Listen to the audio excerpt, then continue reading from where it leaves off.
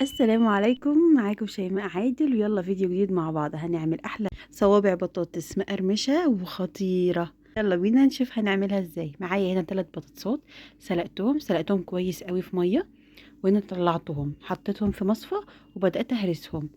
لو هتهرسيهم بهراسه عادي، اي المهم يتهرسوا بشوكه، بس انا المصفى اسهل ليا، هرستهم في المصفى نص هرسه كده لحد ما اتهرسوا معايا خالص، وبعد كده طلعت الباقي من المصفى. اهم حاجه عندي ان ما يبقاش فيها اي تكتلات خالص. وهنا اللي كان فاضل على المصفى من بره نزلته برضو، وهبدا احط عليها باقي المكونات. هي وصفه سهله قوي وبسيطه وما فيهاش مكونات كتير خالص، كله متوفر عندك في البيت. هنا انا مقطعه حبه خضره، حوالي معلقتين خضره، وده فلفل احمر مقطعاه برضو قطع صغيره قوي. اهم حاجه انه يبقوا مقطعين صغير جدا. اي خضار عندك انا حطاهم بس كقيمه غذائيه وكمان لون.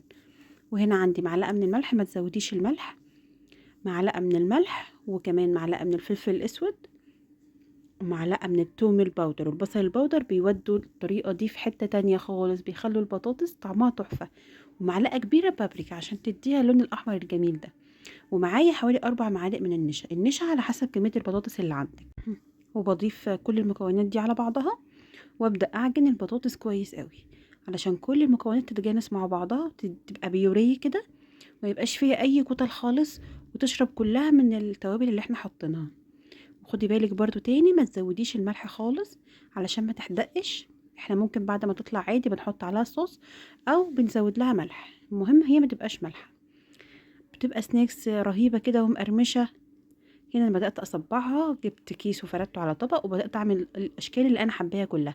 ممكن تعمليها بتدهني الاول ايديكي بحبه زيت، بتجيبي طبق فيه حبة زيت جنبك زي الكفتة برز كده، ونبدأ نشكلها زي ما احنا عايزينها صوابع دواير شبه البرجر. بتعملي الأشكال اللي انت عايزاها. هنا أنا بعملها صوابع كده، وكنت عاملة حبة مدورين اهي دي أشكالها. ديت المدورة حطيت فيها جبنة موتزاريلا المدورة، حطيت فيها جبنة حشيتها. انما الصوابع الطويلة دي مش بنعرف نحشيها، هي بتبقى رفيعة قوي كسنيكس كده. انما المدوره دي ممكن تحشيها الحشوه اللي تعجبك يعني، جبن لانشون، ممكن تحطي فيها حشوه خضار اي حاجه.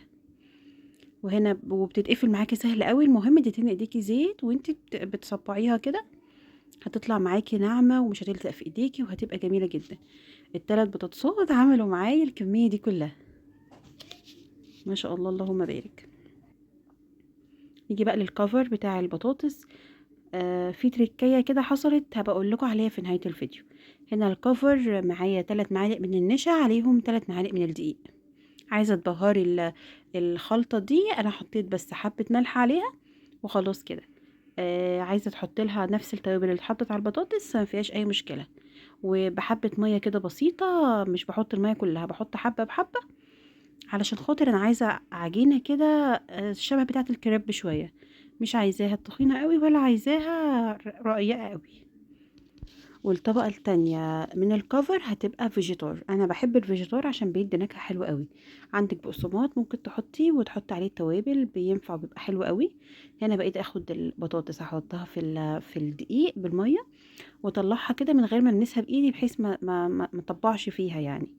وعملت نص الكمية بالطريقة دي الكفر الدقيق، وبعد كده الفيجيتار، ونص الكمية التانية قليتها على طول من غير اي كفر خالص. يعني بس عملت العجينة وصبعتها وحطيناها طبعا اساسي بعد ما نخلص كل الخطوات دي.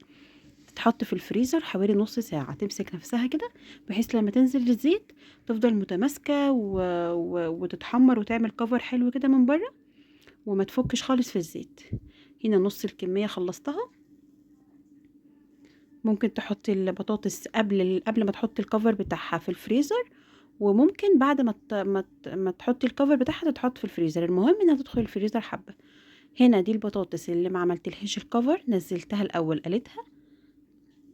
عايزه اقول لكم بقى ان البطاطس لما بتتقلي على طول من غير الكفر اللي انا عملته ده خطيره، احلى بكتير اهي، احلى بكتير من اللي عليها كفر. جربوا دي وجربوا دي وقولوا لي انهي عجبتكم اكتر. وما تنسونيش من اللايك والسبسكرايب، والسلام عليكم.